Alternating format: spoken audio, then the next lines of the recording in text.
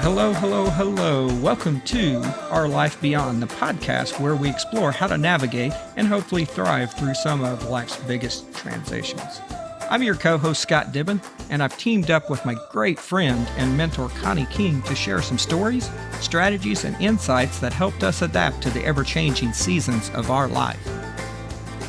Whether your life transition is divorce, death of a loved one, switching careers, moving to a new city, or just trying to figure out what the hell is next, we're with you every step of the way. But always remember, we're not therapists, just fellow travelers with a knack for finding humor in the chaos, and maybe some untraditional method of overcoming what life dishes out to us. Hopefully, you'll have fun embarking on this journey. So now, let's get started. I want to give a special thank you to Habit Coffee for sponsoring us. So if you're local to Springfield, you're probably aware of the miserable construction at Highway 60 and Farm Road 125 heading into Rogersville.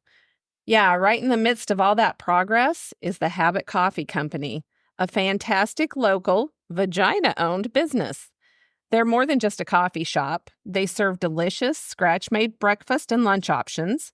They have a state and county-inspected kitchen, and they love catering events. While it might take a bit of extra effort to reach them right now, they're excited about the upcoming expansion when the highway reopens this fall. Support the Habit Coffee Company and enjoy their incredible offerings today. Thank you so much, Habit Coffee. Well, hello, Connie. Hey, Scott. How are you? I'm doing great. How are you doing? I'm doing amazing. Hey, have you heard? Have I heard what? We need to thank our listeners because we are in the top 25% of podcasts with just 2 episodes. Well, that's awesome. I didn't know we were in the top 25. I know I've looked and we continue to get more every day. Wow, that's awesome. Yeah, isn't that great? Thank you, everyone, for listening. I am so thankful and have so much gratitude. So thank you. That makes me so happy. What's interesting, when you said that, Connie, I just pulled up the map because I was on the site. Let's give of course, because I'm analytical. Yep. Let's give a shout out to a few people. It looks like we'll start in the United States. We've got listeners in California, which I was in California and I promoted it a little bit last week, as you know. So hopefully that helped. We've got them in looks like Portland, many in Texas. And then the Midwest, we are in the Midwest, so it just looks like a big red dot for the whole Midwest. Chicago, Detroit, we get down into, Louisiana, Alabama. We've got all the Carolines covered. We've got one, looks like 1 or 2 at least in Virginia. Yeah, Virginia Beach area. We go all the way up the East Coast with Washington, New York, into Boston, and even into Maine. And then, wow, if you want to jump across the big pond, we are in, we've got a few, not a lot, but we've got a few in, looks like Belgium. And I show about half a dozen that's, it looks like maybe 200 miles north of Frankfurt, which I do have some friends over in the EMEA area, so maybe that's where they're coming from. But we appreciate everybody. Thank you. Wow. Domestic and international. Thank you, guys. Would you have ever thought that you would have been international for anything, Connie? Probably not. But I will tell you, you know how I love people anyway, but that makes me so happy to have friends everywhere.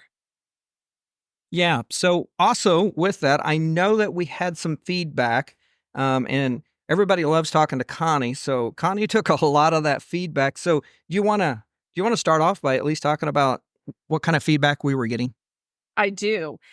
So we got a lot of really great response for both episodes. But I will tell you, one of the things I heard over and over and over was, so it felt like you guys left us hanging. Where are you now?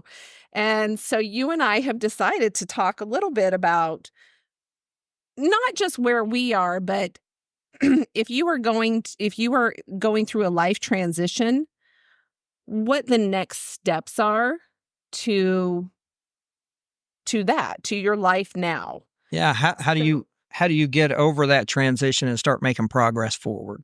Yeah. And you and I very briefly talked about this. And I think there are so many things that are that are the same, just maybe in different order.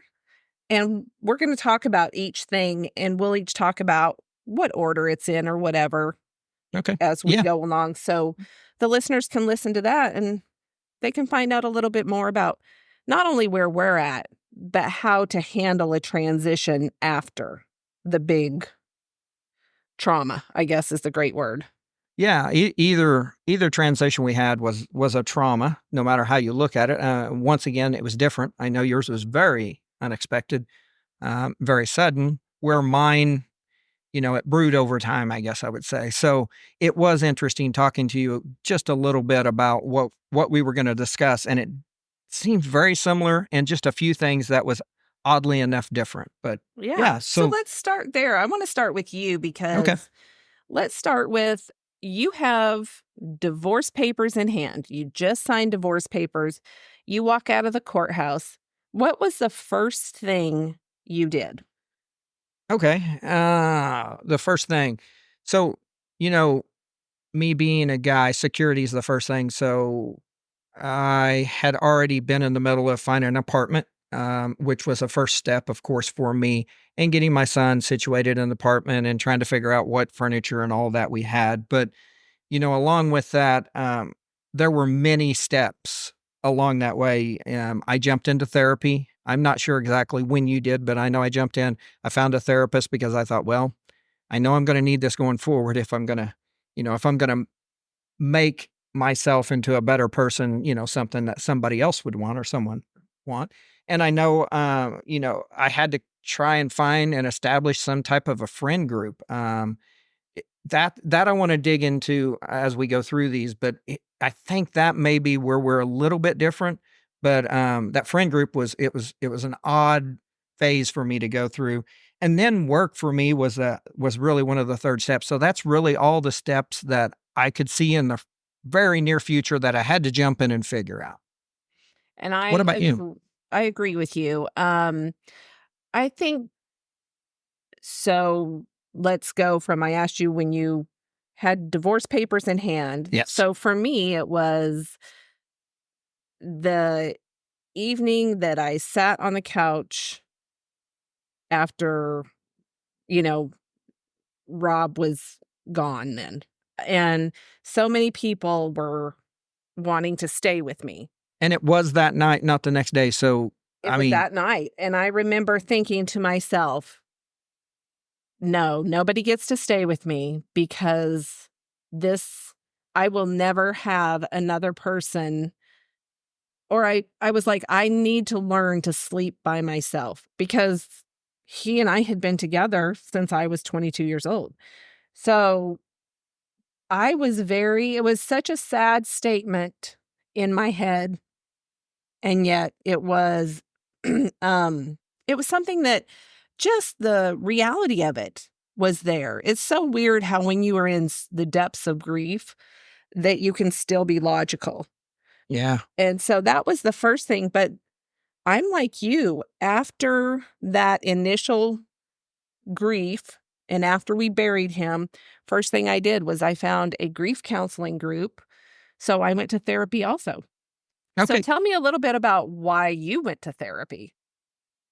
Yeah. So it's so funny because I knew that going forward that I needed to have somebody help navigate and help me figure out what I considered healthy. So I just go basically through internet and I start searching for a therapist. And of course, I don't know if you experience this, but it can be tough to find a therapist. And, I was lucky. The first one I found, I kind of hit it off with, but I'm not going to say that works for everybody. So you probably do need to kind of research a little better than I did. But I remember I walked into the therapist's office the first time and he basically said, okay, he said, so you're divorced and we just had a small introduction is all. And he said, why are you here? And I said, well, okay, I'm here because I want you to help me figure out what a healthy relationship is. And just the look on his face, he's like, what I didn't realize is I was about 20 steps from that. I mean, and the reason I say that, I didn't start dating for, honestly, 4 months probably after, maybe 4 months, I don't know, after the divorce, but he backed me up. I guess is what I'm saying. And he said, hey, let's put the brakes on here.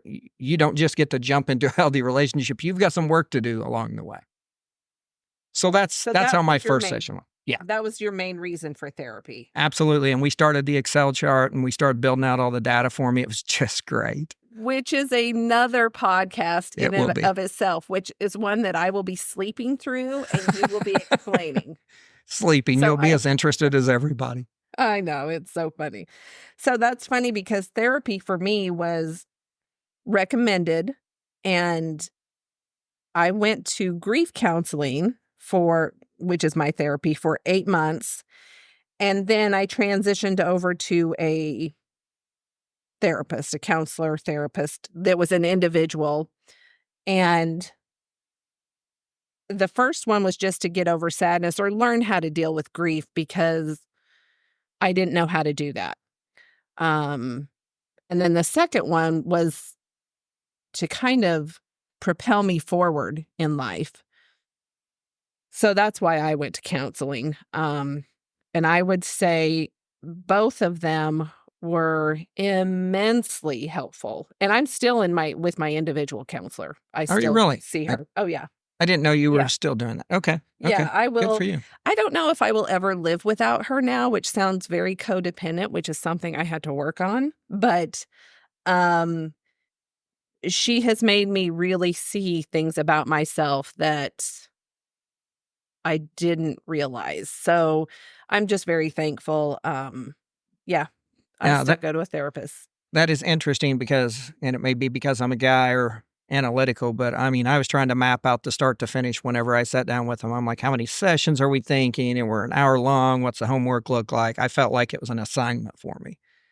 So I graduated, I felt like, and more than likely he just kicked me out and said, I'm done with you. But after about probably 5 months, maybe 6 months with him. So, did you feel like it was worthwhile for you? Well, that is a great question.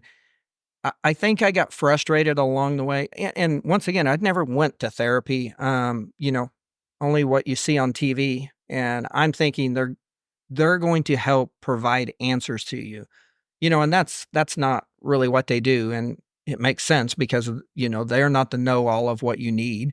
They just try to help you figure it out and navigate it. So the first few sessions, I believe I probably got a little frustrated because I'm like, okay, what's the next step? What do I need to do? And he's like, just slow down. We're talking, we're processing. You're going to figure out next steps. You're going to figure out next steps. And I'm like, well, I'm going to figure it out. Well, hell, why the hell am I paying you? I mean, but it's the right way because if you what he did for me, and hopefully they did the same for you, they helped you figure out how you can get over this stuff by yourself to where you are not needing them every day, every week. You know what I mean? They give you the tools to kind of process through a lot of the problems. Right. Yes. I would agree with that. So, okay, going back to your therapy though, I do have a couple of questions on it. Let's start with the first one. So how quick after the death did you jump into therapy? I believe it was 2 weeks. It was the evening that Rob had died. One of my friends came to me and she said, hey, there's this place, you can go there. And I called, they got me in, and it was a group of widows and widowers. It was both. And it was just really helpful because I didn't feel alone. Now, everybody's story was different, but I didn't feel alone. And some of them were 2 years in the process. Some were, 6 months. I was obviously the newest that night. And it gives you hope. And it also gives you, well, and I think I mentioned this. There was a lady who had been in it for like 3 years who was still just distraught. Yes. And I remember you talking about that. Yeah. It gave me a picture of maybe, oh, wow, I don't want to do that. Because I knew that, if I saw Rob in heaven, he'd be like, what in the hell did you just do? Yeah. So that was the first counseling I went to. Okay. And I would recommend that. Well, and I say that I've heard so many people say, oh, I went to grief counseling. It was horrible. All it was a cry fest. Well, mine was not like that. So it was good. And then I transitioned over to an individual therapist because I felt like I had learned to deal with the ups and downs of grief, the waves of it. And I had. Yeah. I'm perfectly capable of doing that. So I've got a question now. Okay. And it's right where we're at. It's the reason I stopped you. You've done group, and I know you had said you've done an individual one-on-one now. Were you able to be open in that group? Because maybe it's just divorce. I don't know I would have been as open, and then I would be comparing myself to other people in the group. Was that an issue or something with grief, or is that just me or the situation I was in? Well, I think the leader was really good about defining the terms of counseling. Like, you don't compare grief ever, ever. Each person handles it differently. Each person's story is different. And I will tell you, when you were just pounded on the bottom of the ocean floor with a wave of grief, and you were just, you can't get up for air, you can't do anything, you've got nothing to lose. So there were so many people who would just come in, and the best way for me to say it is grief vomit. And that was okay. You have nothing to lose. You are raw in those moments. So there was no comparison. It was a beautiful experience. Okay. Yeah. So, and then my regular therapist now has been a beautiful experience because she took me from that transition point to actually where I'm at now. So do you think, and this was my last question for you on therapy, you said you're still in it. Do you believe you're getting or got what you needed out of it? I mean, I know where you're at today, and you're in an amazing place, probably healthier than most of the people could be. Do you think you got what you needed, and do you think you're still getting stuff to get over grief, or has it transitioned your therapy into something else, like maybe, making sure that you're healthy with Jeff now? So it transitioned from that 8-month point into what is my life going to look like now. I guess after that 8-month period, I was sitting there thinking, okay, the world is my oyster. How am I going to do this? And I say that because in those 8 months of grief counseling, I always say I microdosed my grief. Because I worked. Okay. I just threw myself into work. And that's where we are different. And we'll explain that soon, but that's where we're different, because you threw yourself into work. Yeah. But after that 8 months, and we'll talk about the work thing in a second, but after that 8 months, I needed to learn how to possibly date, to be alone, to have my own friendships, to stand up for myself, to not be the meek secondary person in a relationship.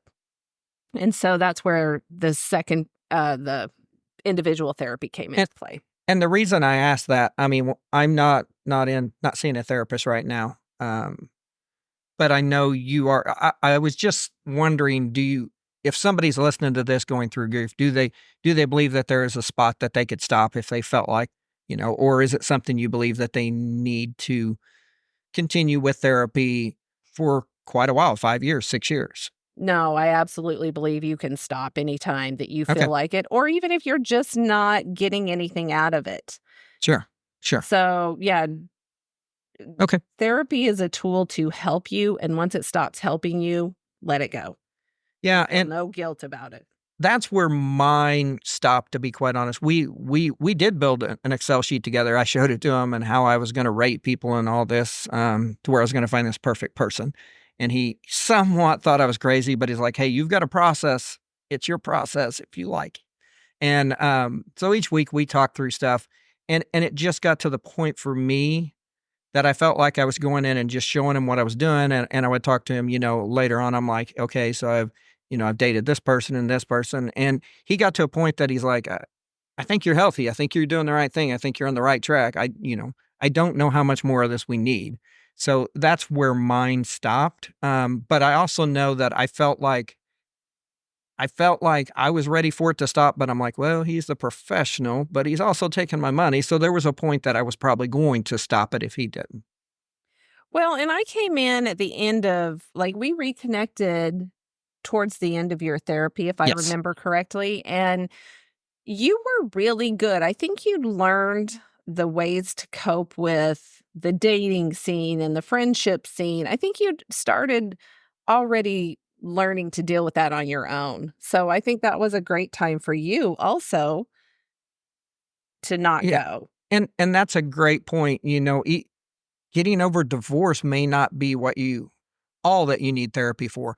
When you've been married for 23 years plus dating before that, of course, with the same person, dating is so much different. Getting somebody to help with that. And that's why I even kind of, started bouncing stuff off my friends, which we'll get to here in a second.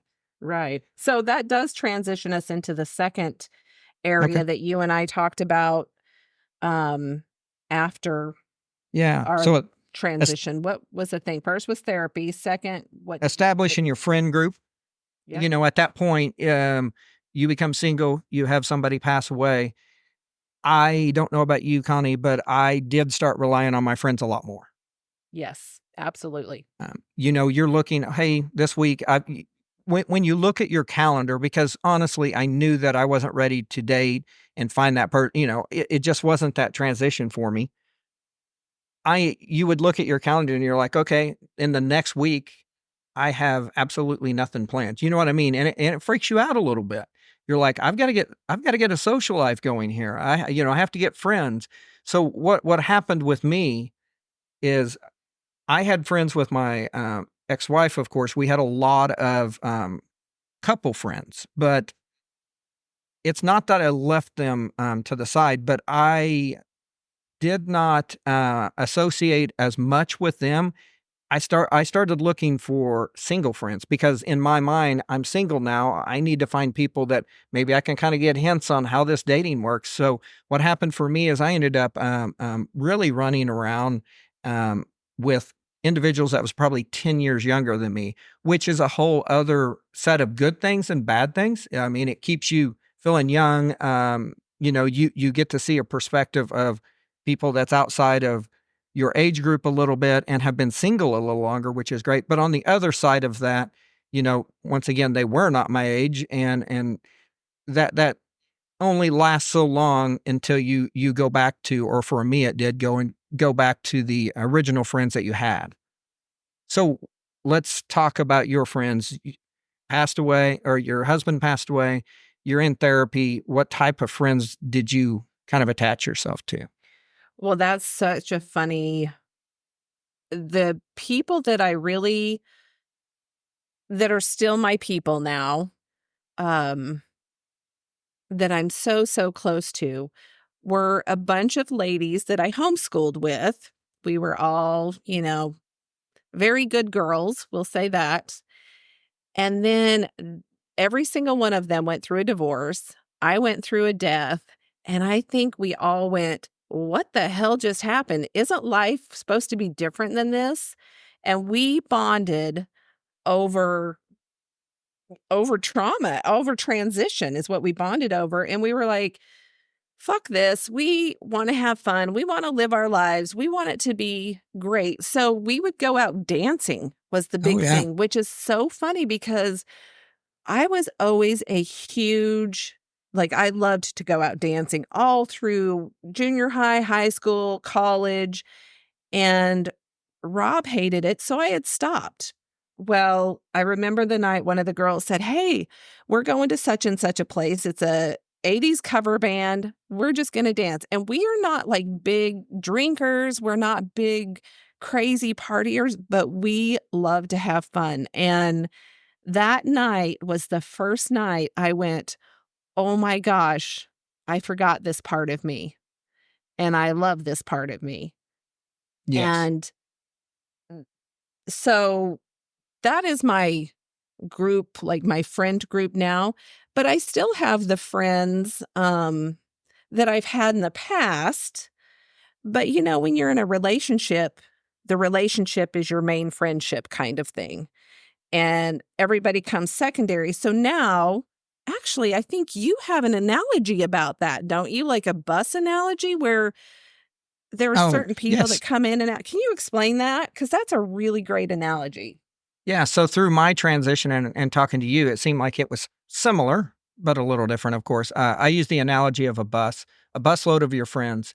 As you're transitioning through whatever life's thrown in front of you, if you're single, definitely, your friends change positions. The friends that you were really close to and maybe you talk to every 3 days or 4 days might move a seat or two back in the bus and somebody moves forward. The person in the or in the passenger seat was no longer my wife, my ex-wife, of course. It become a different person.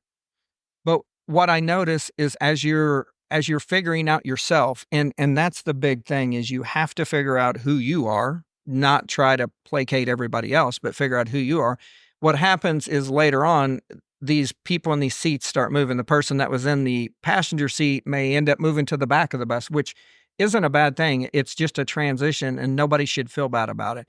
You're still friends with them. You may talk to them once a month because maybe they got into a relationship or maybe they've done something.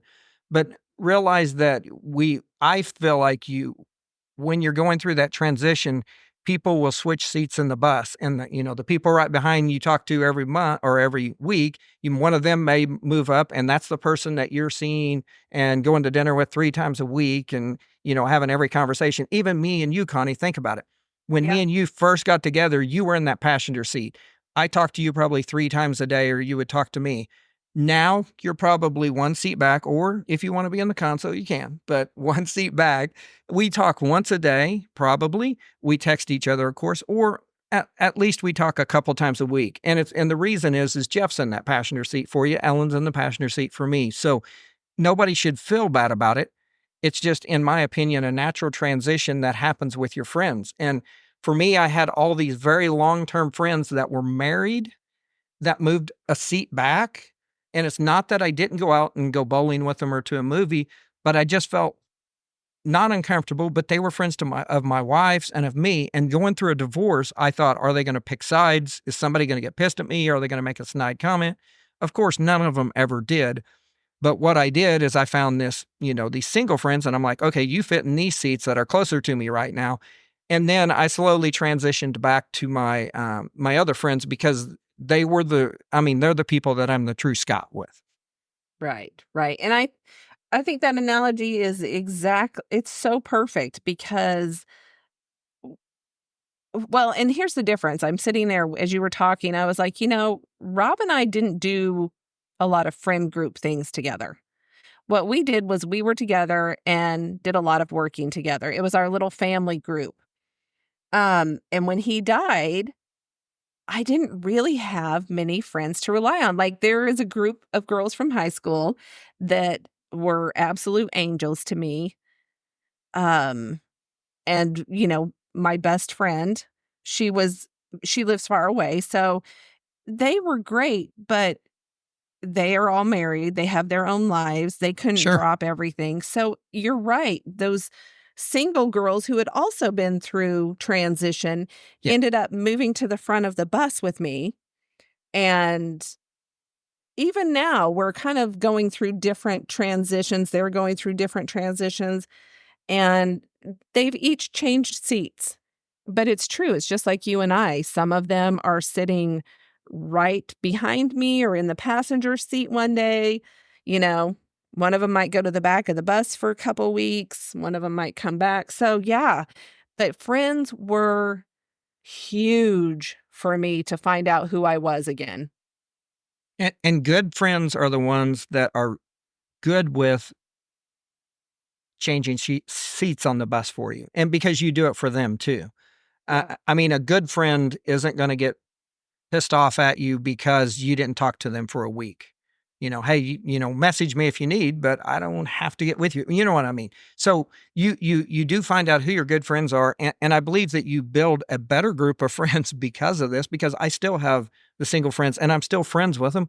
I just don't do as many activities as I used to do with them, because now I feel like I'm in a different phase of my transition, which requires me to need that type of interaction a little bit less.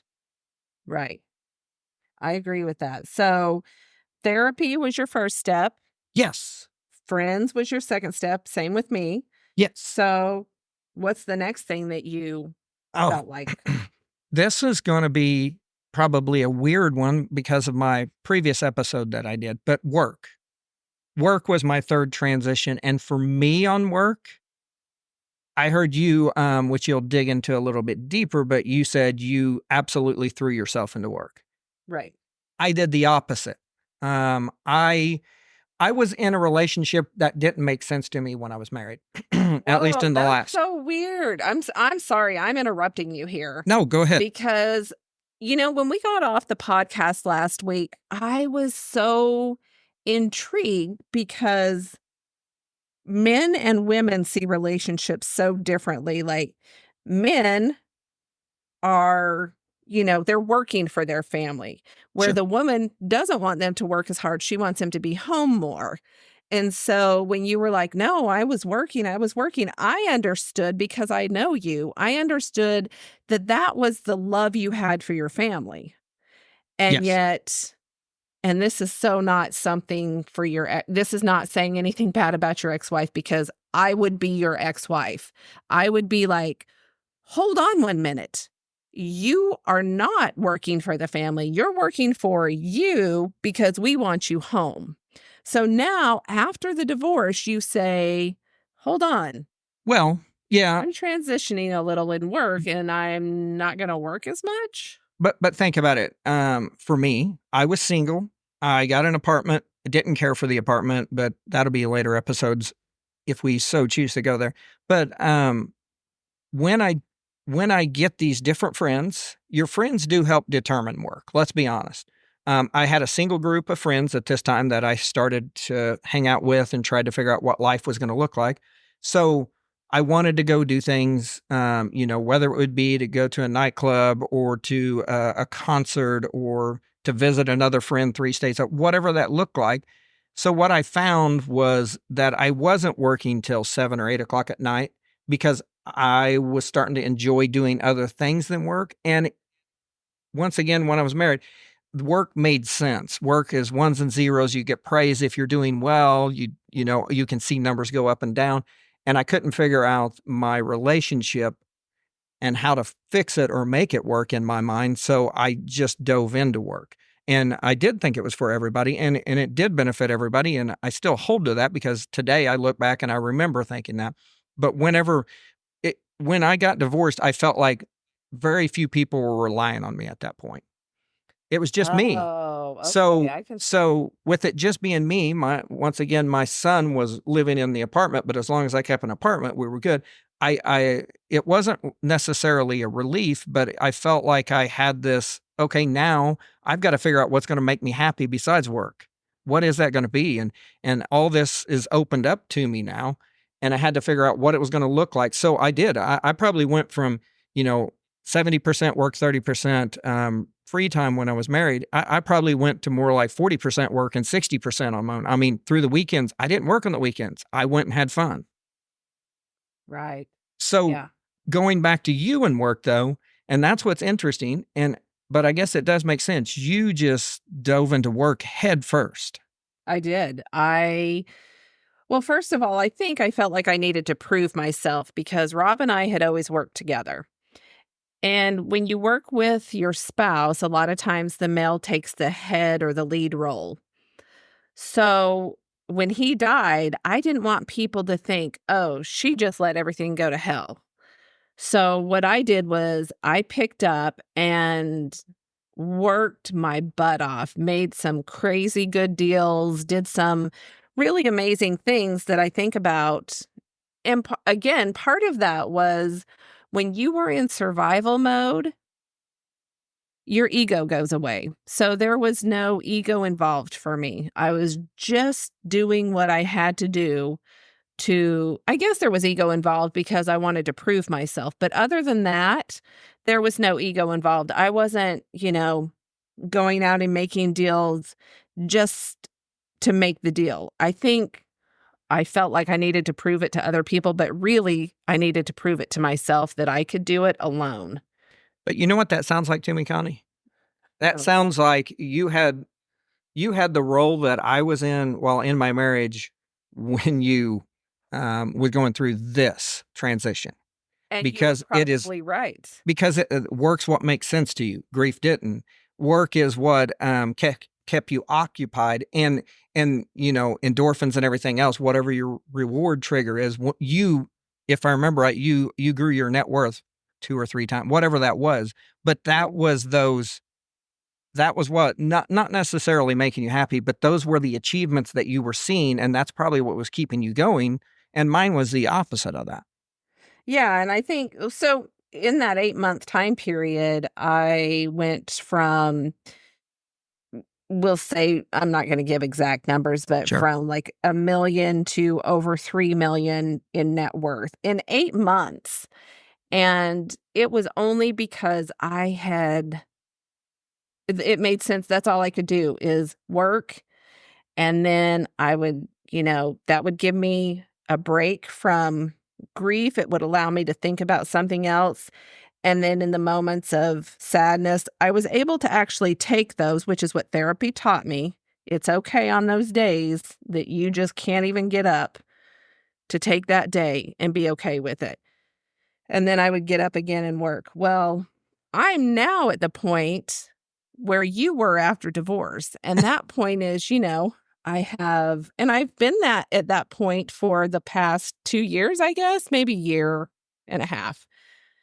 But after Jeff and I started dating, I wanted to not work as hard anymore. It was like the important thing was the relationship I had. And it continues. He and I work together, but it continues to be that relationship that is the absolute most important thing to me. So not only does friends cycle, as we talked about on the bus, but it's almost like work does, because I'm now back at the point, and I work quite a bit now. I travel a ton. So I think I'm at a happy medium. I don't think I'm overworking, but I don't think that, I'm only working 40% of the time. I do think it's a happy medium, but I think it goes in cycles as you're going through this transition.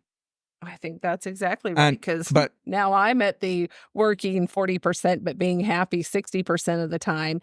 And I'm actually at the point now where I'm like, okay, this is getting kind of boring too. Let's even that out. Yes. And that's exactly right. You find out where, because most of us are, if you're driven at all for career, for business, you're going to find that happy medium. Because if you start seeing that your net worth is not going up, if you see that, at my work, I'm not achieving what I was achieving, you start wanting that more, because you do, whether that's your reward or what, that is what you need. So for me, I'm in a better place, and I already can see you transitioning back up, because you and Jeff are starting to work quite a bit more as far as figuring out what's next and getting your next investments and all that. So yes, exactly. So that may be the takeaway from all of this, is that there is that transition, that bus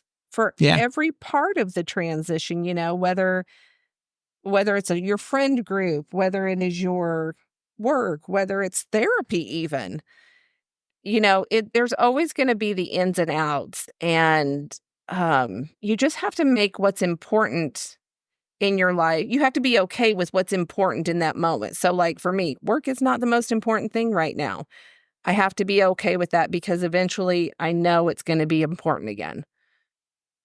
Yeah, I completely agree with that. And I think if I was going to give anybody advice going through this, is give yourself a little bit of wiggle room, as far as if you do start putting your personal life first, or vice versa with your job. As long as you're doing it within a certain limits, I don't think it's unhealthy. I think you will find that balance at the end. And I think everybody's going to work through their transition different. And as long as you're doing something productive and you're not sitting at home depressed or in a state that you don't function well, as long as, in my opinion, if you're staying productive and you feel good and confident about where you're going, I think that's an okay place for anybody. Yeah, and you know what? So the majority of people who have been through life transitions, what I want to say to you, or if you're going through one right now, is give yourself grace. That's the first thing. Just give yourself grace, love yourself, and know that this hardship will come to an end. You will eventually come out on the other side. And I don't know anybody who hasn't come out better, Uh, actually. I agree. I mean, I know you know several people that have divorced. I definitely know some that have had deaths, and it seems like everybody's on a different path to come out of it. So don't think 3 months is your, that milestone that after you make it, it's great. Everybody's different, but as long as you stay productive. And it's so interesting when we watch now, because we talk so much, Connie, we see these people go through transitions, and we do see the phases to where, well, I can't get a hold of that person because of work, or yeah, they don't talk to them quite as much as I used to. But you just stay close to them, and you kind of write it out, and you just make sure they're safe. If you're that person that's trying to help them. Yeah, absolutely. So, yeah, that's the advice I would have for somebody, and that is where you and I have kind of talked about where we ended up and how we ended up there. Um, well, I Yeah, guess maybe we didn't talk about exactly where we're at. Tell me exactly where you're at now. sure. So I transitioned into a new job 3.5 years ago. I've been divorced quite a while now. I can't even remember how long. Wow. I guess I've been divorced about 5 years. Yes. And I transitioned into a different job, a job that allows me to travel a lot more. I travel internationally. As I stated in the podcast before, career was a big thing. It still is for me, but I do like that work life balance a little more. I'm dating an amazing woman that is a mirror image of me, that actually probably, well, I know works more than I do, travels more. I had actually went with her to San Francisco for a week while she was working. Um, I've got an amazing relationship with my kid. I've bought, a house that I'm redoing, that I'm close to being done with, and I'm going to sell it and figure out what that next step for me looks like going forward. But I'm happy. I'm really happy. And if I look back, the only one thing that I would point out, Connie, that maybe I did wrong in the beginning was I didn't give myself time to figure myself out before I jumped into a friend group. I jumped in and I started navigating a single friend group, and I needed to be more like them. I needed to be able to stay out till 2 in the morning, get up at 6 a.m. It wasn't me, but I think if I was to caution somebody, or caution them, it would be, make sure that you're true to yourself whenever you go through that transition, and allow yourself a little bit of time to figure out who you are. Don't go from one spectrum to the other. Yeah, that's a huge one, is allow yourself time to figure out who you are, because that, I think, is what led me to where I am now, Yes. because I gave myself, it was a year and a half before I started dating. Was it a year and a half? That's when I met Jeff. So about a year before I started dating.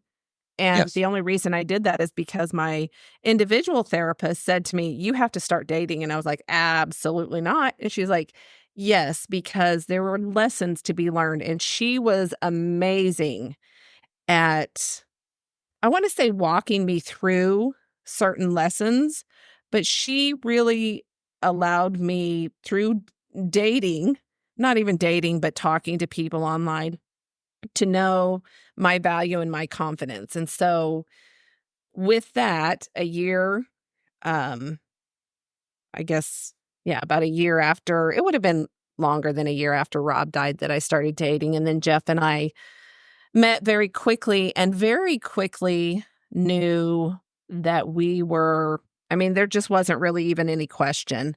It it's probably one of the weirdest things I've ever experienced. But, I had worked during that time. I found out who I was in a work situation without a partner. And, I think just finding out who you are is so important. So I too went through that. Jeff and I got married. We have moved to a farm, 12 acres in our house. We are constantly, it feels like, redoing homes because we flip houses and we have rentals. So we're always in the midst of something. And then we like to go to the lake on the weekends, but that's really our life. Yeah. And I'm so happy with it, You've done really well. I was fortunate enough to start a pretty close friendship with Connie right before she started dating. So I know we have to do a podcast soon about dating at our age because I've got so much to say. Oh my gosh, me too. That's going to have to probably be a series because listen, we can make sure, I say that. We can really talk about the ins and outs and ups and downs of dating because you have a spreadsheet. Well, and I had a service that helped me. So yes, I can tell you how to screw up dating pretty good. So maybe that's where in the next few episodes we'll do that. How's that? Yeah, absolutely. All right. With that, I think that's everything we were going to cover. Yeah, and I appreciate you sharing your story. Again, every time we get on here, I love to hear your story and your take on it. So thank you so much for sharing. Yeah, and same with you, Connie. Once again, it's so interesting how two completely different transitions in life, one being death, one being a divorce. But when you look at the path coming out of it, it isn't dissimilar. It's just has some different nuances to it. Yeah, exactly. Yeah. So, all right. Well, I hope this helps some of you, and we will talk to you next week. Thank you. Okay, thank you so much for listening to this episode of Our Life Beyond. We really hope that you found our discussion insightful and inspiring, or at least brought a smile to your day. If you did enjoy this episode, please consider subscribing to the podcast on your favorite platform and leave us a review. For more information, resources, or show notes, visit our website at ourlifebeyond.com. You can also follow us on social media. Search for us on Facebook at Our Life Beyond. We would love to hear from you, our listeners, so feel free to reach out with your questions, comments, or suggestions through our Contact Us page at ourlifebeyond.com or on social media. And once again, thank you for joining us on this journey. Till next time, remember, life beyond any challenge is possible, and we're here to navigate it with you. Stay strong, stay positive, and keep moving forward.